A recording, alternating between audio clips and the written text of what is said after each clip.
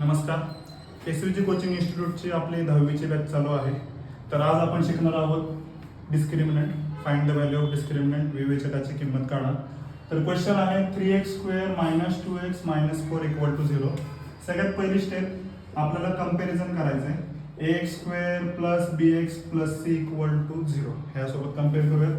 मग a = 3, b = -2, c = -4 आणि discriminant विवेचक म्हणजे b² - 4ac.